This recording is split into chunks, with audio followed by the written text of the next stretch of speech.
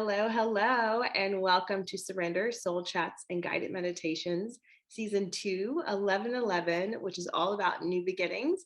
I am your host, Frannie Williams. Those who know my soul call me Frannie, and I'm the owner and founder of Guided Surrender, which is a lifestyle and wellness company that is based in releasing resistance, fear-based resistance that keeps us and blocks us from our manifestations, our spiritual, mental, and physical healing. So if you are on a healing journey, you're in the right place. This is a home for healing, and we are so happy to have you here. And this is my co-host, who I'll let introduce herself. Hello, Queens. My name is Nicole Bouthier. I am the founder of Female Makers. Please feel free to follow my journey for a collective of female entrepreneurs and micro female creators at femalemakers.org. And enjoy this episode. I'm very routine with sleep. I go to bed usually about the same time I wake up. Physically, my body will wake up at the same time every single day. I don't like sleep in. I blame this on my younger self, because younger Nicole, girl, the way I was 20 and I would need 14 hours of sleep, love her. She's not here anymore. She's moved on. She's moved on. I don't even think I could physically sleep for 14 hours anymore. I'm on that mom like energy with no kids. Hashtag mom. You might be transitioning into a new season. I think so many new seasons are actually on the brink right now, and you might spiritually and physically be catching up to a new plane, which might be why you feel that way. I definitely feel like I'm transitioning. It's so interesting when you can recognize your transition versus like just being in it and like moving through it like you're on autopilot. But when you take a moment, you can actually physically see it. I think that also comes with maturity though too. Like when you're growing, you can kind of notice things a little bit sooner than like when you were younger and you weren't like really there to see what's really happening around you. You help a lot with that though for me too. There's times where I'm like moving so quick and you'll say something like that. And then I'll be like, you know what, you're right. I am really transitioning right now. I am like really leveling up to a different stage that I didn't think I was. I mean, girl, I may be like hanging on the step, but I'm moving. I'm on the steps though. Okay. Put me on the ground. I'm elevating slowly. And then next thing you know, you look back and you go, wow, did I do that? You're like, I did that. I mean, I would like to pause for the cause and look back, because I just had a really huge moment with you where I was like, damn, like, where was she a year ago and what was she experiencing? And now, because we talk about this all the time, like what a difference a year can make. 6 months can make a huge difference. You say this all the time, 90 days is so significant for change. Woo! The 90 days gives me the chills. Yeah, 90 days is your thing. And 90 days is such a significant amount of time. It's like a 3-month period. But we think in the midst of something, we think, oh my God, we'll be here forever. And it's like, honestly, everything could be different. And for you, I think that is so symbolic, because you've really had a mastermind of a year as far as like change and shifting. It's so crazy because I had a moment like this and I was like, I can't wait to tell Frannie this story. So there's this company I used to do like freelancing for. They're a flower company in the Pacific Northwest, and they do huge installs. So they do like ginormous Christmas trees, and they do oversized props for like a lot of big time clients that basically want to decorate their lobbies. Last year I would take like a bunch of these just to make extra money. And it's really labor intensive. Like you're climbing on ladders, you're hanging big ornaments, it's a fun time. Like the crew is amazing, but like you're exhausted, you're just really tired. The pay's really not well, but it does its job. You can make like a good amount of money in like a short period of time. So the lady that runs it happened to text me while I was doing this show in Vegas, and she goes, oh, hey, Nicole, I'm just getting ready for the holidays, like getting the roster ready. These are the dates that we're doing it this year. Are you available? And it brought me like so much back to just a very like humble place. And I was just so proud of myself because I was able to say no. Not because, again, not because it wasn't fun and the people weren't great, but like I don't need it. Not Like there. financially, I'm not in that place anymore and I don't need that. And I'm excited to relinquish that position so that they can fill somebody else who does need that, and it was just so nice to be able to turn that away. I love that. I'm so happy for you. And that you recognize that, because sometimes we put ourselves back in situations that we've grown out of comfort and out of fear and out of guilt. I think sometimes our evolution sometimes can create those feelings of guilt. And we're like, no, let me just go back and feel it. It's like, no, but you're not obligated to that. You know what I mean? You are allowed to grow. And when you grow, it was the minimum that you and Jess talk about all the time. It was like, that's not my minimum price to get out of bed. So I will be in bed. Right. Baby. I will be in bed. Baby. That keeps us safe from doing so much extra shit. And I'm gonna be honest, like, I think sometimes there was something that I was supposed to do today, and it definitely wasn't my minimum. And just having a season and coming out of a season where like it wasn't as lucrative as what I would have wanted. And I started to go back into that mentality of, oh, do you? And I was like, right. She was like in between laughs. She was like, okay. He was like, you were trying to help me process my emotion in between royally cracking up, because I was having a panic attack. Even the universe was like, we ain't doing this. And that's why it's important to have your tribe, because when you forget who you are, it happens in the journey. It happens. Oh, it happens. It happens. And to just have that, you know what it is? It's also just the accessibility of sometimes as women, I notice that, especially for me, I'm going to speak for me because we're all different, but for me, sometimes I already know what I'm going to do and I know what the logical part is. I just need the fluff. I need to be able to call you and be like, hey, low key, I'm having a breakdown. I'm thinking extremely irrationally and extremely emotionally, which is totally fine. But I may make a decision based off of those emotions. It's not going to benefit future Nicole. Please, can you A, listen to me, and B, just tell me, like, literally shake me and be like, you're fine. You're okay. Come back. It's just like, you're doing a good job. It's just, you did. Yeah. I do that often, as I need to. Whenever I need to do it, I take full advantage of it. Absolutely. And I actually think like that's where you have been super supportive for me, is because I don't do that enough. Like, it's like pulling teeth. I get like random text messages from one of my close friends, like Yumi, shameless plug, Flex and Fly, go follow. She's amazing. But she'll randomly text me and be like, you're on my spear, is everything okay? And I'll be somewhere at home like, and I won't have told anyone. And you have just privately Drake crying. Privately just contemplating the demise of Frannie Williams. But you have really created a safe space for me to be like, okay, so don't be the grounded one today. Like, just let's switch places. What's the problem? What are we going through? Like, and I am so grateful, because I think you have given me so through your, and this is the beautiful thing about healing. Through you choosing to activate that in your journey, you gave me permission subconsciously to do the same. Through you actively saying like, and it would be like, you would reach out to me and say, oh, I'm just having a day, or I've been crying all day. And I'd be like, let's get on the phone. Even if we have 5 minutes. And then I started being like, I would literally be crying. Literally, I would call you and you'd be in the office and you'd be like, it's just my phone bill. I'd be like, I'm just upset about something very minuscule, but like it has set me over the edge. So I am done. And we would talk it out, and you would be fine 5-10 minutes later, sometimes 30 minutes later. And we would do this. We would have a slither of our day available, and we would still take the time to do that with each other. And through that, you gave me permission to also do the same and be like, oh, I am frustrated.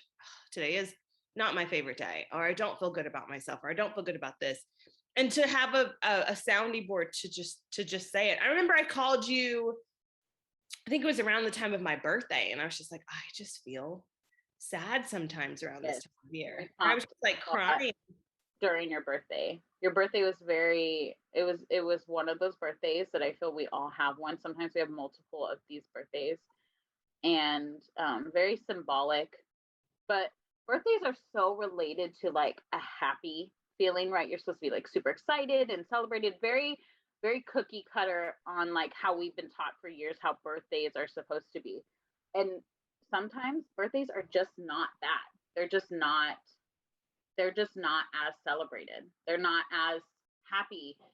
And then put your birthday, everybody has had one, but put your birthday during a pandemic where I had the 2 birthdays during a pandemic. 2. right, and then it's not what you painted. And I think in those times we talked often about just again going back to transition, and also Yeah. just there's a difference between living at your own home and being alone, and feeling lonely on a day that's supposed to be about you. That's a different that's a different that's a different feeling.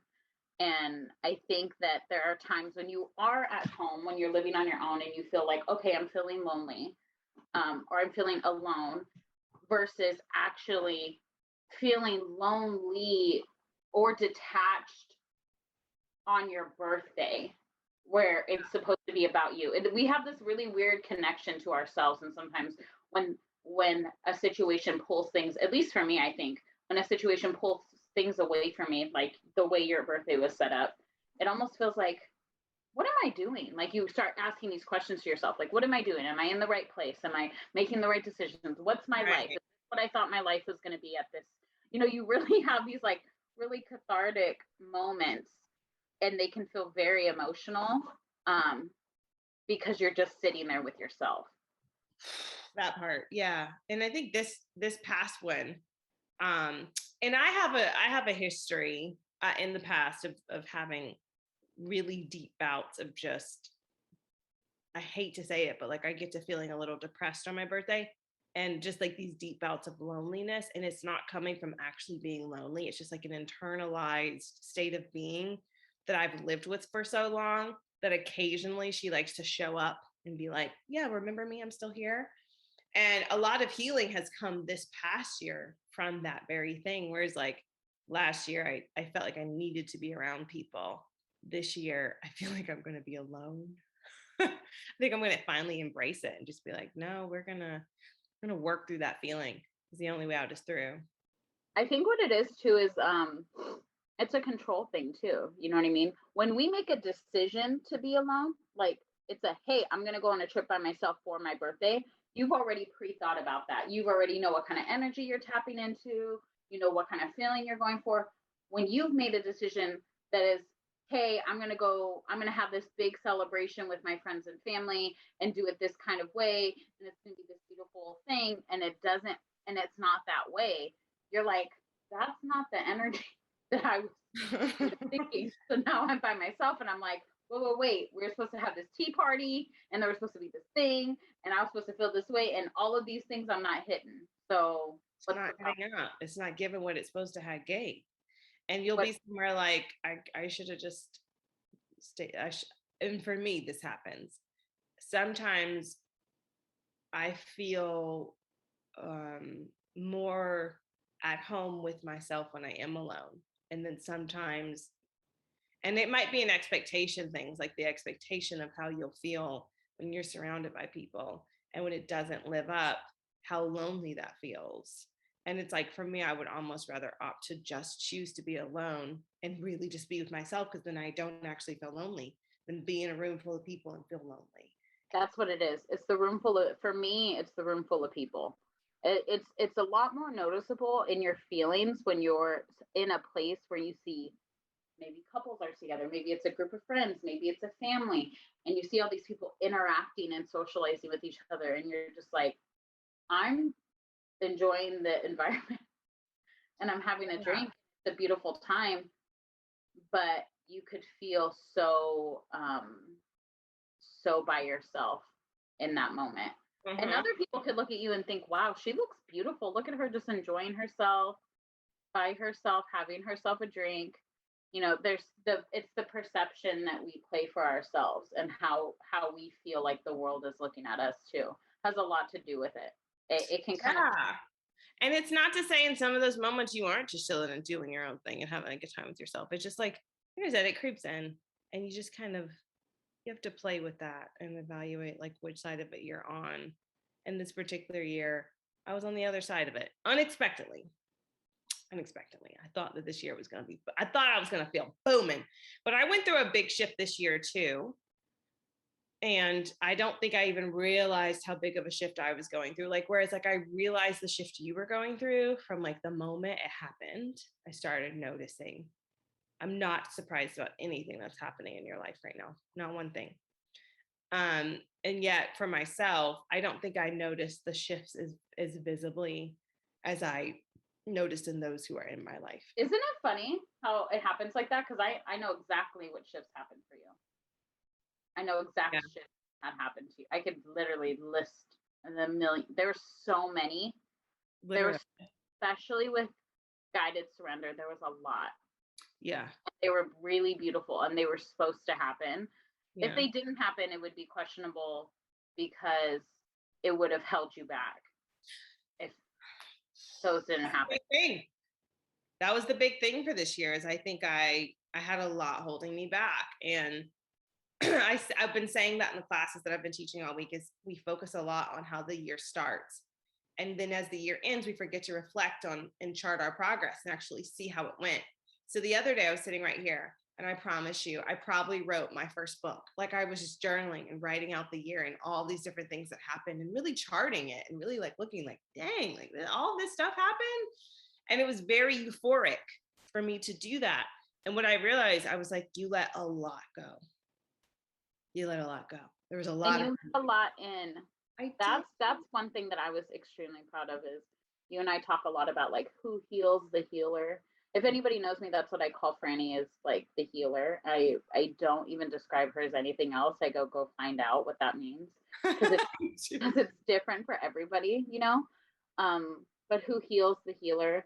And me and Frannie are so opposite. I'm so involved with getting attached really easily, and I take things very personally. And that's something I struggle with, that she balances me out for. But one thing she's good at is she can be very detached. She has an ability to detach herself very well and smoothly out of things that don't serve her anymore. So this year, she's actually like allowed things to attach to her, and that she's attached to, which has actually grown her a lot. And deciding, that's where those things come into place as you get older, is like, what are those things that I do allow to, attach to me and I attach to, and what are the things that I see that don't serve me and I do need to detach from. So it was really beautiful to see you really push yourself and allow yourself to get attached, because that's not something that you really, that's not your forte. That's my forte. Yeah, not a vibe over here. You're right. And I'm actually really surprised to hear that from you. Because I don't know that I noticed that. Definitely have. There's so many times where we've had conversations, and you were definitely like pushing yourself out of your comfort zone to be open to those attachments and just conversations. The one thing I'm really proud of for us is Frannie and I have had like multiple very uncomfortable conversations that most people, if they were in mature friendships and relationships, wouldn't be able to have without kind of slaughtering those relationships professionally and personally. And it was really nice to be in a safe space with somebody where you could tell somebody like, hey, I'm not liking this, or I'm not feeling comfortable in this, or like this isn't working for me because of this. And just being able to have a conversation, because anytime you bring a negative comment into something, automatically people's emotions are going to be rising, and they're going to take things very personally, and it could just end really badly. Yeah. And it prevents you from having those conversations that are sometimes uncomfortable, because you are worried about emotional reactions. And that is something that I did open myself up to. And I'm very happy that happened, is a lot more love. And that was my word this year, love and prosperity. And I thought it was going to look different than it does, but I truly let people love me this year. And in letting people love me, I built some amazing bonds and friendships that I literally, this is the year that I feel like lifelong shit started to build, lifelong stuff. Like I know for a fact our bond is lifelong, and it's intense because it's not something that I thought I was even open to a year ago. Like I was literally not intentionally on the no new friends list. I just like wasn't looking. For the past few years, I don't think I've been in expectation of any type of love like what I'm receiving and what's been overflowing into my life. And that probably does come from being super attached and like moving and traveling solo and having a very solo journey for the past few years. And then this year being like, well, then think about it too. Right. Exactly. Think about all those times that you were like going and coming and going and coming. You're not really noticing those kind of things because you're so distracted by like you're just constantly going. Now then the world's like, oh, stop. And after the first stop, it's just like, oh, this is nice. I get to stop and rest for a minute. But then after that stop kind of like comes to surface and you go, okay, well, we're still stopped. I thought we were gonna this was gonna be a break. We're gonna pick it up. That break turns into almost 2 years. Yeah. And then you're like, oh, that's not what I thought that was going to be. So now all these things are surfacing and you start to notice those things. You and I have talked about that a lot, how trauma or even just things that we didn't really pay attention to before have resurfaced in the last year and a half. Oh, yes. It was like they came out of the graveyard and were coming for their keeping. Like, hello, it's me. And you're like, excuse me, I've never seen you before. I tried to call you about your calls and still didn't. When you told this episode will continue into the next episode, so we are excited to see you back for another round of Surrender Soul Chats and Guided Meditations, Season 2, 11/11, New Beginnings. See you next time. Mwah.